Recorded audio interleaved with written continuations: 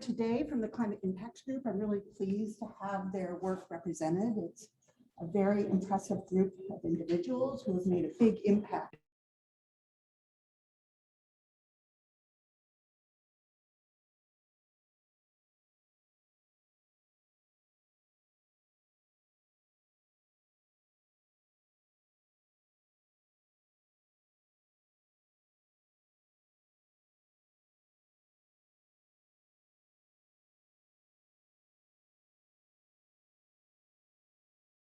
You are muted.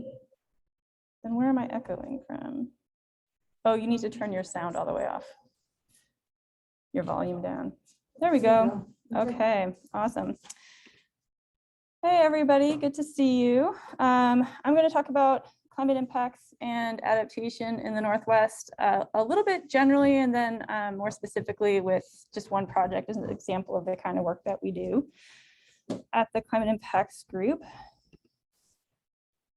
So the Climate Impacts Group has been here at the UW for about 25 years now. I have not been there for 25 years. I've been there for about 10 years, working to build climate resilience by advancing awareness and understanding of climate risks. So we work closely with public and private entities to apply scientific information and guidance and tools as they act to shape our region's future. We're the host of two federal centers or federally funded centers. One is the Northwest Climate Adaptation Science Center, and this is a center that is funded by the Department of the Interior and it is co-hosted and run by the USGS. And the Northwest CAS works to support natural resource management in a changing climate. And then we are also the host of a NOAA center, the Northwest Climate Resilience Collaborative. And this is a center that's aimed at supporting frontline communities as they prepare for climate change. In our work at the Climate Impacts Group and with both of those centers, we work to provide the science, tools, and technical guidance that's needed to support climate risk management in the Northwest. So some of the kinds of things that we do, I think you guys might have been assigned a couple of readings from our groups that are examples of these kinds of things. We do state of knowledge reports on Northwest and Washington climate impacts, adaptation, progress, and data. Some of these are synthesizing all of the science that's out there on what we have been seeing in the past, what we're seeing right now in terms of impacts in the Northwest from climate change, and our best available science telling us what we expect to see in the future under different climate scenarios and what people are doing about it and could be done about it. We also develop all kinds of online data sets and tools. This one right here is one that I led in partnership with Northwest and Great Basin tribes, creating a climate tribal tool for tribes to be able to access the best available science on what impacts they might expect in the areas that are important to them so they can better prepare for climate change. We also do cutting edge science on climate risks and adaptation responses to know what's happening and what we expect to happen here in the Northwest and how we can respond. And finally, we provide technical guidance and training and support for climate risk assessment and management for a whole broad suite of entities here in the Northwest. So why are we doing this work? We're doing this work because we're already feeling the impacts of climate change. And we know they're going to get more severe, but how severe they get is going to depend on what we do. So the Pacific Northwest has seen an increase in its average annual temperature of about 2.3 degrees Fahrenheit between 1895 and 2020. That's about 1.1 degrees Celsius.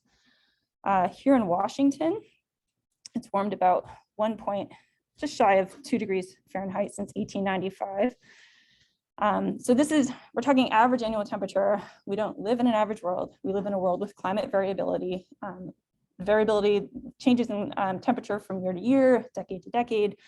And so here you can see that trend, that change over time of the average change, but you can see that we have hotter years and cooler years along that trend line. That will continue to happen in the future. We will also have hotter years and cooler years than the average. But by mid-century, for example, under some of the more mid to high levels of warming we might expect. We'll see things like the coolest years then being hotter than the hottest years of the past. So we'll still have variability, but it's going to get a lot warmer no matter what we do. But what we do matters a lot because we can avoid many of the worst case scenarios if we act soon. So, okay. 1.1 degrees Celsius of warming globally. Why would we care about such a small amount of warming so far? So this summer's heat wave, last summer's heat wave now, from last June, provides a really stark illustration of the impacts of just 1.1 degrees Celsius of warming, and what that exposes about, what the heat wave exposed about the resilience or the gaps in resilience of our natural and human communities in the Northwest. So we saw temperatures in Seattle hit an all-time record high of 108 degrees last June, much higher temperatures elsewhere in the interior up to 114 in Kennewick. Before global warming of 1.1 degrees Celsius, this would have been a 1 in 150,000 year event. It would have been virtually impossible for an event like this to happen under historical climate without human caused emissions. In today's climate of that 1.1 degrees of warming, this is now a roughly 1 in 1,000 year event. So still highly unlikely, but it's now something that can happen that we would not have expected in the past. With another 0.8 degrees Celsius of warming, so bringing us to a total of 2 degrees Celsius of warming, which is roughly the Paris goal. This would now, an event like this becomes a once or twice per decade event. And what did this heat wave mean for Washington? With so many houses without air conditioning in the Northwest, we saw cities around Washington opening cooling centers for people without air conditioning to come and get cooled down. We are encouraging use of libraries and pools and shopping centers to get people out of the heat in the middle of a pandemic when people didn't necessarily want to be gathered in large areas together in high numbers. And still, we had hundreds of people hospitalized and at least 138 people died in Washington alone. So even as people required air conditioning to stay cool, in some areas like Spokane, the power was disrupted due to rolling blackouts that were required to manage the high demand that the heat and the air conditioning response required of the grid. And so even as we most needed power, our power was disrupted. And at the same time, the heat exposed the sensitivity of our city's infrastructure and our highways. We had buckling roads. We had passenger trains and light rail that were forced to slow down due to the danger of the heat warping the tracks. And we know that these impacts were not felt equally by all communities. So this is a map of King County on a hot summer day. This is not during the heat wave, but this is on another hot summer day. That shows that some areas in King County are up to 20 degrees Fahrenheit hotter than other areas on a hot summer day. And that heat island effect tends to be most severe in neighborhoods with lower income and more people of color, where historical inequities have resulted in fewer trees, for example, and more asphalt. So there's less cooling on hot days. And these same neighborhoods may have lower access to air conditioning. And so this is just one example of how climate impacts disproportionately affect frontline communities. So then last fall, right after that hot summer, we experienced some real severe climate whiplash, where following that summer of extreme heat and fire, we had extreme rain and snow and flooding. And again, the impacts we experienced, we had road closures, we had flooding, and this happened again later in the winter where we had Seattle pretty much cut off from the rest of the country by road. All of this demonstrates that our efforts to limit warming and to respond to that warming and adapt aren't sufficient for what we're seeing at just 1.1 degrees of warming. all of the loss and damage that we see, any lives lost, any disruptions to our human communities, our natural communities. I didn't even talk about how this affected our natural communities and the die-off and the intertidal and the scorching of our forests. All of this occurred with just over 1 degree of warming.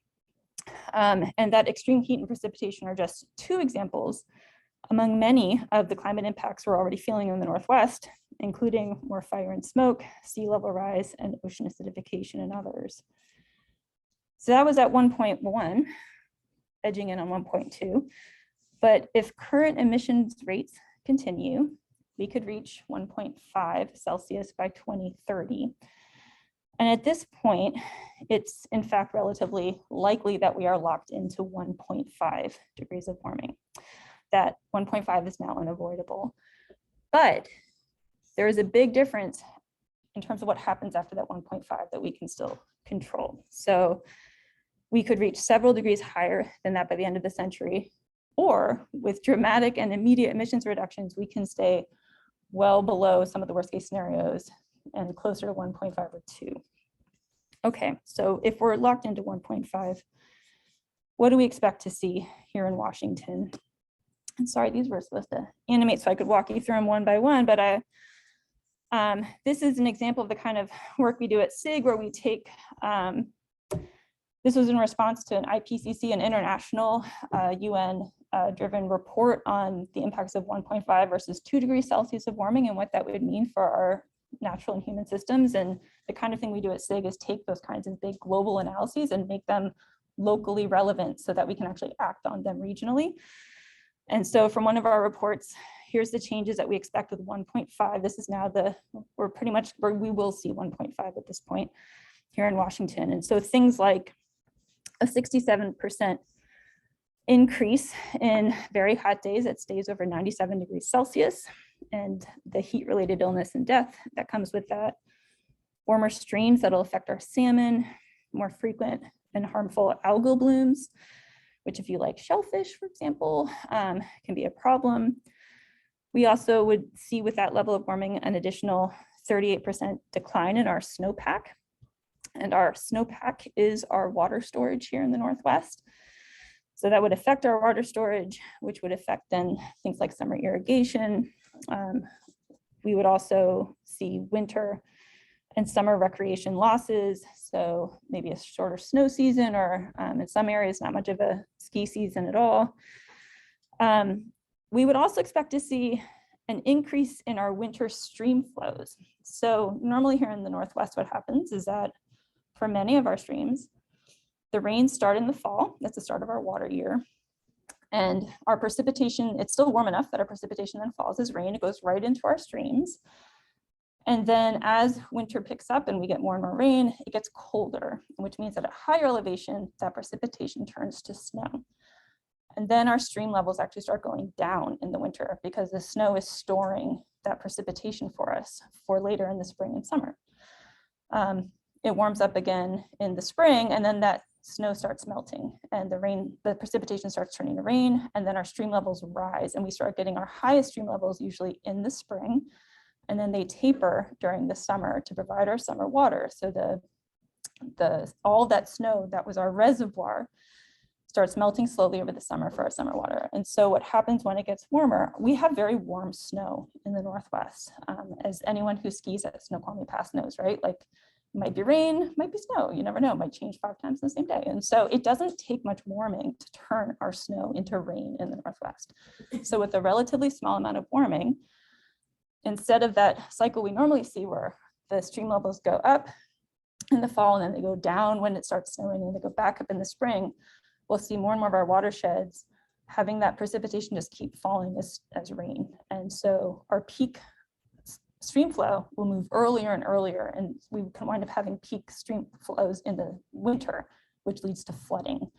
And so that also means that we'll have lower summer stream flows because there'll be less of that snowpack, more of that will have fallen, will have entered streams in the winter.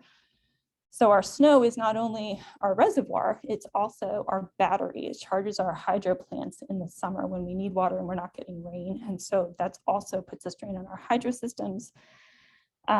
We could have conflicts over water resources and negative effects on salmon, and we have lots of fish and wildlife that need that summer water from the snowmelt too, so it will affect them. And while this is happening, we'll also see sea level rise.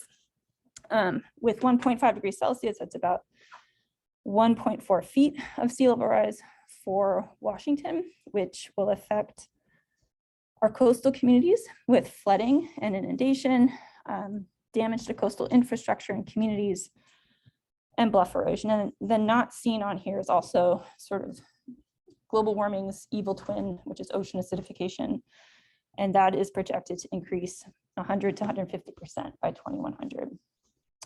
So, okay, that's pretty bleak just for the 1.5 that we're locked into, right? But we can adapt to most of these changes. And if we can keep warming closer to 1.5 or 2, we can respond. How can we respond? There are two primary ways that we respond to climate change. Apologies if you've already gone over these, but I'm going to talk about adaptation, so I'm going to review it again. One thing that we must do is mitigation. Mitigation is the reduction of greenhouse gas emissions. So this is where we electrify everything. We move to more public transportation versus cars. We take all of our systems and we get them off fossil fuels as quickly as possible.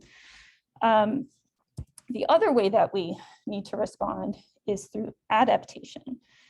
And so adaptation is where we identify, prepare for, and manage the change that occurs as we're implementing these mitigation strategies. At this point, we have warmed enough, and we will warm more, that we cannot avoid adaptation. Like, we're already feeling these impacts. If we had sufficiently adapted and mitigated, we wouldn't have had people die this summer. We wouldn't have seen change. We wouldn't have our roads buckle. We wouldn't have had our power have blackouts. Because if we had adapted enough, we would have absorbed that and we would have rebounded from it. If we had mitigated enough, we wouldn't have experienced that impact. So we need both of these. We need lots and lots of both of these, mitigation and adaptation, to respond to climate change. The work that I do with the climate impacts group and the group that my colleagues do is almost entirely focused on adaptation. We do a lot of like awareness raising, like the kinds of stuff I just told you about what will happen with different emission scenarios. We talk about the need for mitigation and raise awareness about it, but we mostly work on adaptation. And I say that recognizing too that there are cases where you can do both at the same time, right? So if you're doing like forest restoration or lots of natural solutions to climate change can also increase our resilience. So they're not always separate, but we focus mostly on adaptation. And I can tell you that action is being taken in the Northwest and in Washington at every level of government. This is just a snapshot of some of the government agencies and tribal governments and NGOs that we work with here in Washington. As far as where folks are with their preparation in terms of reducing the impacts that we'll feel, the climate risks that we face, there's been a lot of work in sort of the awareness raising phase. There's been a lot of work in the what are our risks, and we help with that by helping folks understand how things will change, how the systems that they work with, how the things we care about are sensitive to those changes, so how vulnerable things might be. And there's also been work in adaptation planning, so where we ask, okay, well, what are our response options? What can we actually do about that vulnerability and those risks? And I will say that there's been a lot less done on the next step, which is going from identifying the problem and what we can do about it to actually doing the thing. So there's a lot, there hasn't been much in terms of implementing adaptation responses. If like Department of Transportation, for example, they've done vulnerability assessments, adaptation planning, but what it would take to adapt our roadways, our infrastructure, our transportation infrastructure to avoid impacts like buckling roads, like slowing down trains because of heat, that's incredibly expensive to do, right? And so it's no surprise that implementation has been lagging. The things like the infrastructure bill include funding to help support the kinds of things we need to do, but there's so much more that needs to be done. So lots of planning, lots of assessment, not nearly as much doing. And the other thing is that the less we mitigate, so the hotter it gets, the more extreme the impacts gets, and then the more expensive it gets to adapt. So the more we mitigate, the sooner we adapt, the more we avoid buckled highways, and the more we avoid, the more, for example, we could restore our forests, the less we would have to deal with huge wildfires. And so it's a cycle where the sooner we act, the stronger we act, the earlier we act, the less expensive and the easier it'll be for any of our adaptation to be successful. Okay, so I'm going to talk briefly about, and I should get my phone to watch time. I'm going to talk briefly about one project that I've been working on recently on adaptation, just as an example of the kind of work we do. And this is about, I'm going to talk about the blueprint for a resilient Cascadia, and this is a transboundary adaptation plan for the shared natural systems of Washington, British Columbia. And this work is all being done in partnership with the Cascadia Partner Forum, which I'll talk about in a minute. So Cascadia, and I'll show you a map in a second, but basically the area along the Cascade crest and the neighboring lowlands through Washington, British Columbia. Ecologically, it's a very special region culturally to all of us and to Native peoples. So it offers this natural north-south corridor of natural land that's still in relatively good ecological condition. That's really important in terms of allowing our natural systems to adapt, because one of the key ways that wildlife and plants respond to climate change is by moving. So they shift their ranges to stay in a climatically suitable area for them, which means moving up in elevation, often moving northward or toward the poles. So they're trying to stay cool as it gets hotter by moving along with the climate. So the fact that we have this natural north-south and elevational corridor that's in good condition in the Northwest is really important. And it's home to fish and wildlife and natural resources that are really important to our region's health and well-being. But at the same time, we're seeing human populations booming across our region. We're seeing sprawl that's driving rapid land development. And we're already feeling the impacts of climate change through increasing wildfire, drought, floods, sea level rise, and other impacts. So the pace and the scale of the changes that we're seeing are making it difficult for Cascadia's natural resource managers, the folks who manage our natural lands and our fish and our wildlife. These are the people I mostly work with. I'm a conservation biologist who works on climate change. It makes it difficult for our natural resource managers to meet their missions of conserving our natural systems.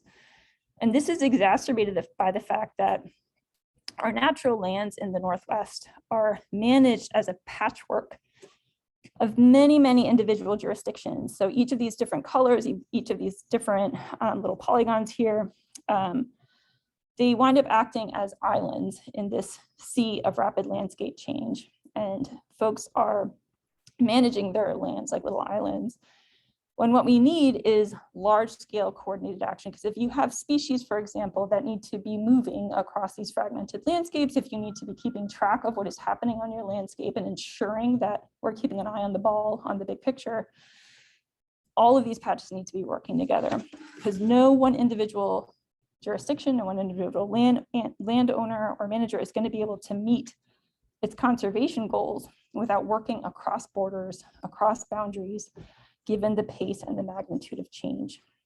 So we need to have, instead of this patchwork of islands working alone and with these borders in the way, we need a coordinated conservation resilience effort at a large landscape scale. There we go. So the Cascadia Partner Forum was formed in 2012 to help address this need. So the forum is a network of natural resource managers and stakeholders in Washington and in British Columbia who recognize the need to work across borders for conservation planning at the scale of climate change. And it's been leading an effort to develop a transboundary climate adaptation strategy. So what are the risks we're facing and what do we need to do about it? At the scale of the whole Cascadia region to help coordinate management of our natural lands and our fish and our wildlife across jurisdictional boundaries in Washington and British Columbia. So again, when we talk about Cascadia as part of this work, we're referring to the area circled in blue, which is the Cascade Range and the surrounding lowlands throughout the transboundary region of Washington, British Columbia. And when we talk about a resilient Cascadia, we're talking about one that has, it's maintaining its ecological and its cultural values in the face of a changing climate. So we're talking about lands and waters that include what we'd call intact core areas, so big, relatively good condition without a lot of fragmentation and roads and things, big intact areas of habitat, the kinds of areas that actually in which wildlife do well. And we need those to be ecologically connected. So they not divided by superhighways, not fragmented into tiny pieces by roads and human development, areas in which wildlife can roam and they can get to where they need to be, not just shifting their ranges northward or upward, but also when fires happen, they can get out of the way. When floods happen, they can get out of the way. They need to be connected. We want them to be biodiverse.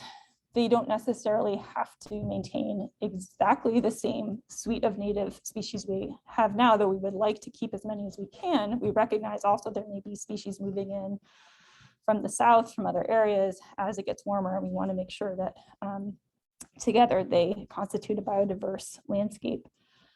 We want it to be resilient to disturbance. We know there's going to be more disturbance under climate change, more frequent wildfire and floods, but a system that's in good health will be able to bounce back from those. And at the same time, requires what we call climate refugia. So these are areas where we might see relatively less change. It might be, so you can imagine a north-facing slope might not be exposed to as extreme heat as a south-facing slope. Valleys might actually stay cooler than some higher areas, areas with cool streams or seeps where groundwater comes out might stay cooler. So there are areas that we know, and actually mountains themselves may be refugia, areas where species might not be exposed to quite the same level of climate change as elsewhere, and might be able to persist in these spots rather than having to move. So if slow moving species, really sensitive species, we want those refugia to be identified and protected where they can potentially hunker down and persist in the face of climate change. So there's a wide range of actions that managers could take to support these 5 qualities. And I've spent much of my career doing science trying to identify these kinds of areas and to create maps and things that would help guide management in maintaining these values. And the thing that we've learned is that, yes, you need all of that good science, but oops, oh, where did it go? That's too bad. And I missed the other half of the slide, but I'll explain it to you. But what we've learned is that you can have all the cool science you want. You can create the coolest maps you want of like, this is the landscape that we should be protecting. And yet the vision is often not realized, that those maps and that science is not implemented because of socio-political realities. So this is like the ecological landscape, but then there's a socio-political landscape that can prevent that action from ever being realized. And if you don't pay attention to that, then you might as well have not done that cool science because it's not going to get acted on. And so the kinds of things that you need to actually implement something like this, people need to have the capacity to take action. They need to have the people power. They need to have the technological, they need to be able to access the scientific information and make sense of it and put it into their decision-making. So you need capacity. They need to be motivated to act. They need to have a reason to care. They need to share a vision that this is important to do. They need to have the authority to act. So often we work with land managers who know where action needs to be taken. They know what action needs to be taken. They don't have the authority to take action. There's no mandate, there's no policy that allows them to work with their neighboring jurisdiction to maintain a corridor between them or to work across the border with their counterparts to make sure that we're working together. So we have to make sure they have that authority.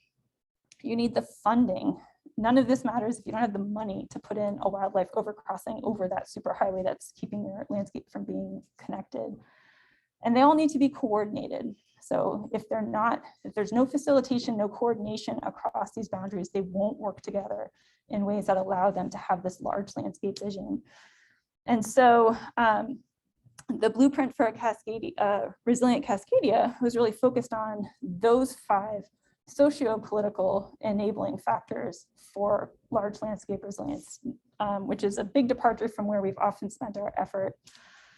On the right side here on the ecological landscape, we're focusing on the socio-political landscape. How do we make sure folks have the motivation, the capacity, the coordination, the funding, and the authority to act? And so we co-developed this blueprint for a resilient Cascadia to understand those barriers to action and try to identify key strategies for addressing them. And we co-developed it with folks from both sides of the border. We had about 48 people from different entities involved in co-creating the blueprint together. That included federal agencies, First Nations and tribes, philanthropic organizations, nonprofits, provincial and state government, research and university entities and private organizations. And so they worked together over the course of about a year through a facilitated process, broken into 3 working groups. One was looking at the whole landscape, like the big structural issues that would be preventing those 5 conditions from being in place. And then 2 groups were looking at really specific conservation targets, like what do those 5 barriers of capacity, motivation, coordination, funding, and authority look like for salmon? What does that look like for large carnivores? And so we kind of looked at this problem from 3 different angles to figure out what key strategies and supporting actions could address those 5 barriers so that we could actually make some, implement some of this adaptation on the ground. And then all of this work was guided by Indigenous engagement principles of responsibility, reciprocity, relevance, relationality, and resources. So making sure that in engaging our tribal and First Nations partners, we were doing it in an ethical and effective way. And we identified 6 key strategies for addressing those socio-political barriers so that we could actually use some of that cool science and actually make shift that needle on the landscape. And the first strategy was to establish a formal governance structure so that we could facilitate that strategic and coordinated large landscape resilience across political boundaries. And so again, the Cascadia landscape is divided into this big patchwork of all these little islands of jurisdictions. And so all of these efforts at adaptation and ecological connectivity and conservation have been really piecemeal across the region. And so we really need, the whole group recognized that we need this formal governance structure, some kind of established entity, like a working group that is mandated under policy or law, to have folks work together across jurisdictions so that they're mandated to do it. It's no longer something where they're like pushing their authority or they're like, it's not in their work plan. There are people whose job it is to do this and they're being told to do it by their government agency or NGO or tribe. And so then we can have shared decision-making, shared resources and cooperation to work at a large landscape scale. So these are things that, it might be things like memoranda of understanding or joint resolutions. Like there's a lot of different ways that these have been established in other areas. It's not a new idea. We just don't have anything like this in the Northwest to do this kind of large landscape resilience. Maybe you've heard of like Y2Y, the Yellowstone to Yukon, or some of these other efforts elsewhere, but we don't have that here. So that was the first strategy. The second was to center Indigenous leadership, sovereignty, and values in all aspects of transboundary large landscape climate resilience efforts to promote reconciliation and long-term success. So it's been widely established and recognized globally, recognized by the IUCN, other like intergovernmental groups whose job it is to assess the state of biodiversity globally and what we need to do for climate change, like the IPCC. And it's been widely recognized that nobody does a better job of conserving biodiversity than Indigenous peoples. 80% of the biodiversity on this planet is stewarded, is managed directly by Indigenous peoples. And so centering Indigenous knowledge and leadership is going to be key to making sure that this work is done well and that it is done in a way that promotes reconciliation and is successful.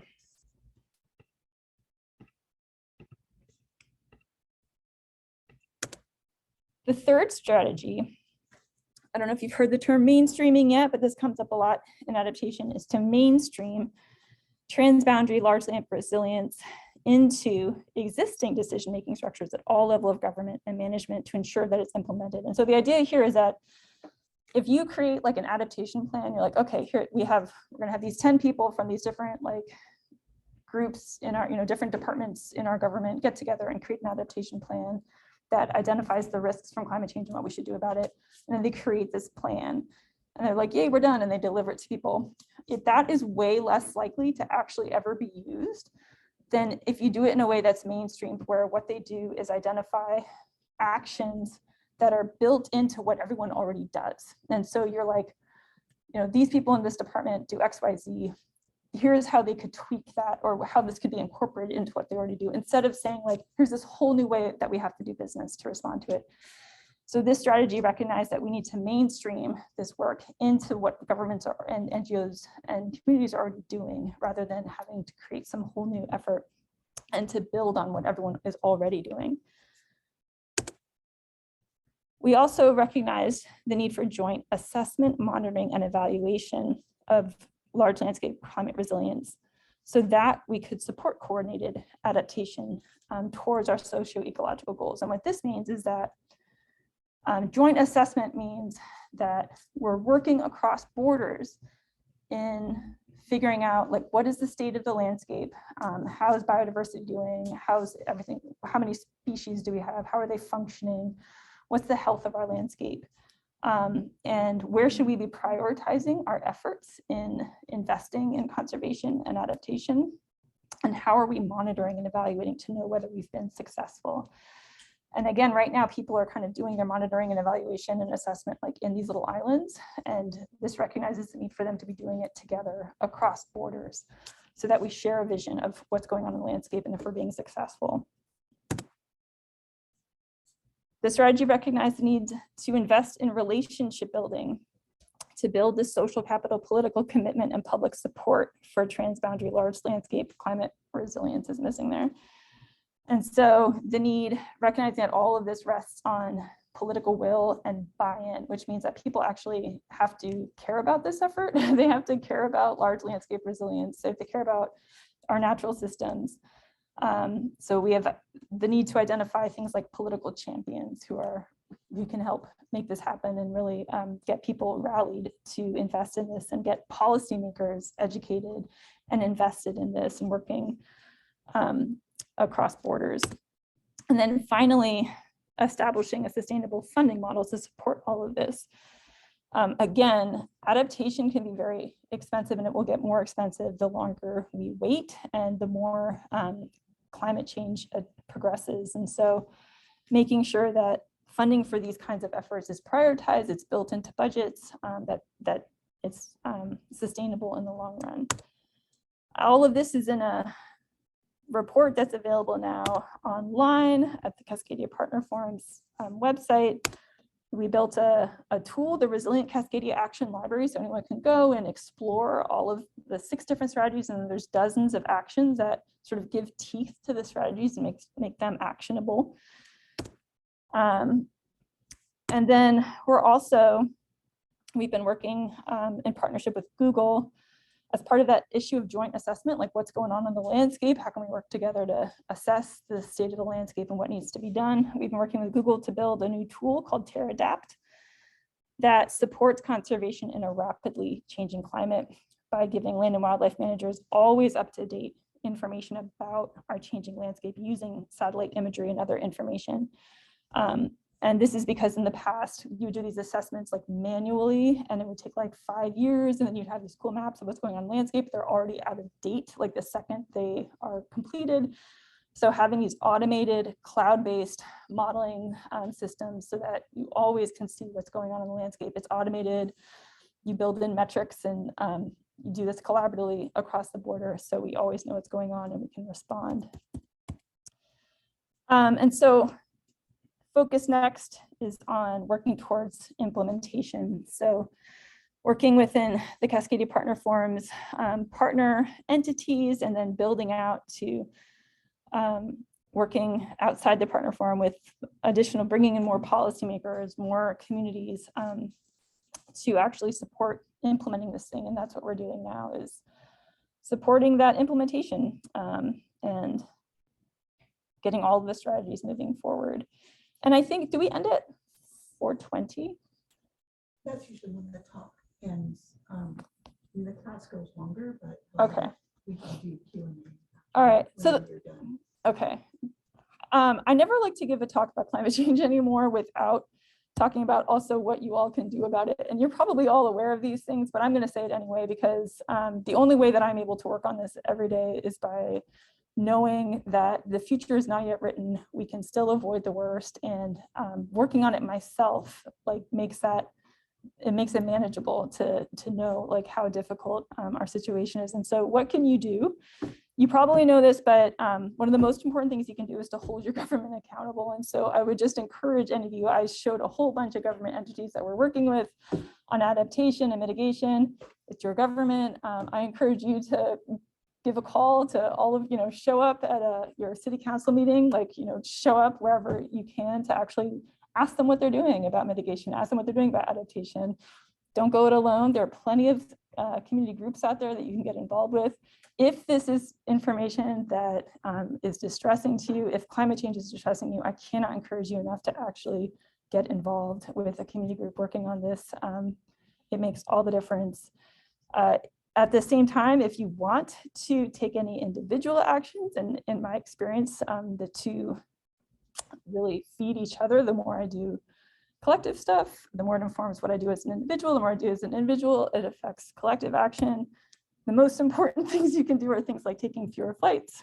This is evidence-based. Drive less, buy green energy, eat a more plant-based diet, and consume less. And the very most important thing that almost nobody talks about is how important it is to talk about what you're doing. So talking about any actions that you're taking with people you know, talking about how you're feeling about climate change with people you know, because we know from surveys that groups like Yale, the Yale Program on Climate Communication has been doing surveys of Americans and their views on climate change and their activities around climate change for many years now. And what we know is that most Americans are extremely concerned about climate change, but almost nobody's talking about it. And they almost never see it on the news, although that's changed a little bit in the last year. And so we talk about our climate footprint, but there's also your climate shadow, which is how much you actually talk about what you're doing and sharing that with others. And I'll end on one last thing, which is that you all probably know this too, but eco-anxiety, or you can call it climate grief, there's a lot of different phrases for it, but it's now recognized as a clinical diagnosis by the American Psychological Association. And I'll just note that this is not pathological to experience grief or anxiety around climate change. It is an appropriate response to what's happening. And so I will just note that if you are experiencing these things, it's incredibly important to, again, talk about it with people.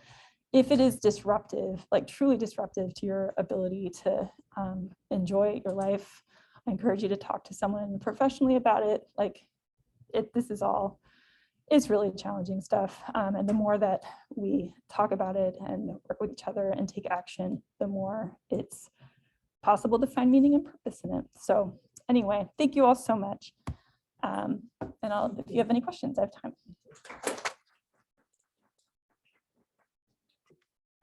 So I'll ask the people online to put your questions in chat. Are there any questions here? Go ahead. Yeah, when you were showing the rise in temperature of the past century, why did you choose 1895 as the benchmark instead of 1850?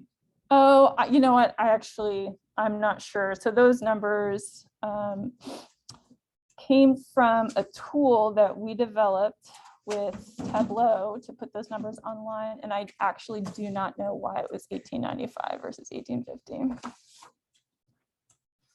Yep. I was wondering if you could talk a little bit more about like funding for the I'm blanking on the name, but the Cascadia. The blueprint. Yeah. It seems like there's a lot of aspects of that that seem very challenging, but funding seems exceptionally difficult. So I'm curious what other thoughts are planning for that goal of that. Yeah, so the funding for the coordination of like developing the blueprint, like that isn't always the most difficult funding to get. Again, the most difficult funding is always implementation, because it's just orders of magnitude more expensive than any planning you'll ever do, which is why a lot of people get through the planning and then they never implement. So it was mostly funded by a conservation foundation, like the coordination of that effort. And we've had a bunch of other smaller grants from like everything from US Fish and Wildlife Service to support from Google for the tool. So it's like a lot of these kinds of large collaborative projects, we've used a pretty leveraged funding strategy from a bunch of different pots.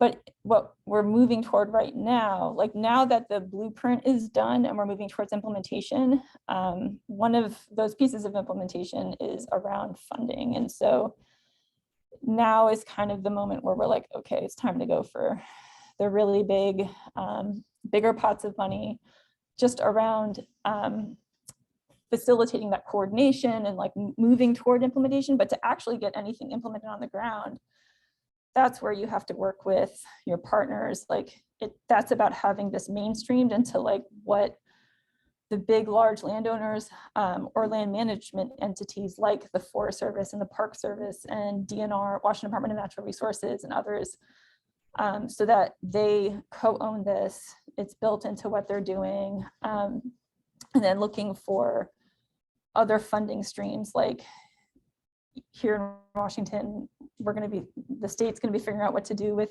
new income it's going to be getting around mitigation and like carbon taxing. And so where is that that's supposed to go toward resilience efforts.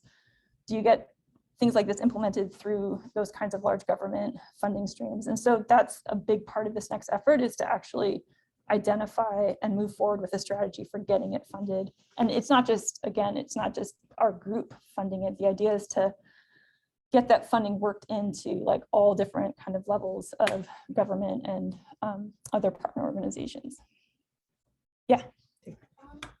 How do you implement like new technology into all of these different agencies that probably, still operate? Yeah, so you might be surprised actually at how progressive, especially in Washington, how progressive agencies are about adopting new technologies, especially things like the TerraDap tool already.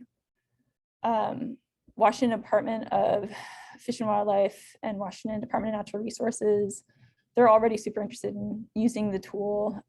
There's been, because it is such a leap forward from the tools that have been available, just in terms of providing that kind of real-time information on the landscape and it being automated. So there is actually quite a lot of interest in adopting that quickly. And when tools are actually useful, I've seen pretty rapid adoption. Like the tribal climate tool, I think I mentioned, I showed it as an example of the work we did. That's now been used by many tribes in their climate adaptation strategies and like hazard mitigation planning and things like that. So people actually adopt tools when they're useful, and the best way to make sure a tool is useful is by developing it with the intended user, which is what TerraDapt has been and what the climate tribal tool has been. So when you create the tools with the people that you would like to use it, you're much more likely to create something that's useful, and they already know about it and they're more likely to feel ownership of it and adopt it. So it actually is being used already. So we have a question online. Bob Burley asked, I couldn't tell from the Boundary of Cascadia project, but it didn't look like Alberta was included. No, And if we imagine southern BC were the source of tar sands, how would the group have been able to respond to a proposal like Keystone? Is that something that, Yeah, so this is interesting. So the Cascadia Partner Forum is, okay, so as far as Keystone goes, like the Cascadia Partner Forum itself is not an advocacy organization, I'll just say that. So something like Keystone, where we would come in is that we have partners who are advocacy organizations who might use like the kind of science that we do that might show, for example, that Keystone, well, that's kind of a no-brainer with Keystone, but like it could demonstrate in a rigorous, scientific way, and or by including Indigenous knowledge, by showing what that impact would be, which they can then take to the courts or whatever they want to do. And so we're not, as an organization, it's not an advocacy organization that's going to go out and tackle something like Keystone, but it empowers people to do that in a way that could be supported by Western science, and or to the degree we're able to incorporate Indigenous knowledge. so the notion of sort of getting at doing something on the mitigation side to use the information that you're preparing to argue why it's important. Yeah, and so the kinds of things that we can show potentially with the kind of science we could do would be what the landscape might look like under different climate scenarios, as sort of argument for the importance of mitigation, but also in terms of the immediate impact of like something like a pipeline or a highway itself. The tools that we're developing could help demonstrate that impact in a way that could be useful if you're trying to avoid something like a Keystone pipeline. But as far as it's not going to Alberta, Alberta would actually be getting closer to our neighboring, like Yellowstone to Yukon conservation initiative. And we do recognize the need to be talking to groups like Yellowstone to Yukon and the Crown Managers Partnership. And there's other like large landscape entities that are nearby, but we're not in. And so the other thing that brings up is the importance of communicating with those neighboring groups so that we're coordinated. Any other questions? So there's a lot of information on the work that the Climate Impact Group does on their website. It's very rich. So if you're interested, actually, I want to ask you one last question from a student perspective. How did you get into this? Yeah, so I got my PhD in biology, and it was actually mostly evolutionary biology and ecology here at UW, actually, in the biology department. And I'd always wanted to do useful work. Like I'd always wanted to do, I'd always wanted to be able to help with, conservation, and yet I kept getting pulled away by, evolution's so cool. Like I really enjoyed basic science, but I really wanted to do something useful. And then early in graduate school, I remember asking one of the professors in the department who did fairly applied conservation what I should do in grad school to set myself on that path. And she was like, well, probably the best thing you can do is just get like really, really good science chops. And then when you're out of here, you'll have that like calling card, you'll have it in your back pocket, and then you can figure out the rest of the stuff. I don't know, maybe I'll get back to this, but I don't actually think that was the best advice, because I think I actually got lucky, which is that when I was finishing grad school, when I moved out here for grad school, I brought my husband along with me. He got a job in the med school. I didn't really want him to move. I didn't want to ask him to move again for a postdoc. And so my hand was kind of forced when I finished grad school, and that I could go apply for a postdoc elsewhere and get one in like evolutionary biology and ecology, or I could actually do the thing I actually always wanted to do and make it happen here in Seattle. And no one was going to hire me to do it because I had no experience. I was experienced as a scientist, right? But then I got kind of lucky because I had been studying how species ranges changed in the past in response to glacial cycles. And so species range shifts was in my wheelhouse. And then I was talking to a committee member who wanted to be my postdoc advisor about what I could do with that would be useful. And we thought about how climate change is leading species ranges to move, and that we need to help figure out where they're going to move and how we support them in getting there. And I could apply sort of my biogeography background to that. And right when I was finishing, this new group was starting, which was the Washington Connected Landscapes Project. And it was co-led by Washington Department of Transportation, Washington Fish and Wildlife. They were getting together to figure out where the key needs were for like a science-based plan for reconnecting and maintaining wildlife connectivity in Washington state. Like where are the main big chunks of habitat? How do we keep them connected? And I had never talked to a wildlife manager or a land manager, but I knew that's what I wanted to do, was like help support their work and make a difference on the ground. And so I went to like one of their very first meetings. It was full of land and wildlife managers from like tons of different agencies, federal, state, and tribes.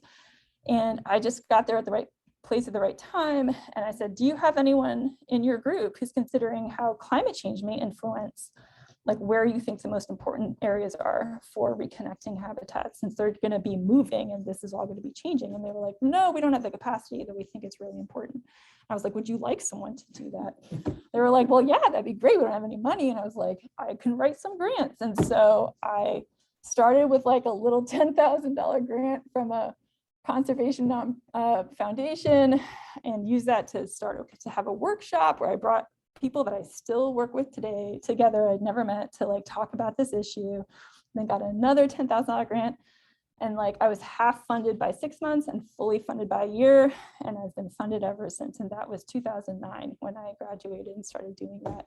And so I always feel like I got lucky in that there was this confluence of events. Like I had to stay here, I really wanted to do something useful, this group was starting, I kind of created my own career by just writing these grants and talk. It was about relationships. Like I met the people and figured out what the need was, got money to do it, and we did it together. Like it was a co-produced process to figure out like, where should we be reconnecting landscapes under climate change? And that's pretty much been what my work has been like ever since, has been working with natural resource managers and communities to figure out like, what do you need to understand how climate change might affect what you do, and how to identify ways to reduce the risks to things you care about, and then being creative about funding it. Like I've had everything from like $5 million Senate grants to like little $10,000, things, and piecing them together best we can. And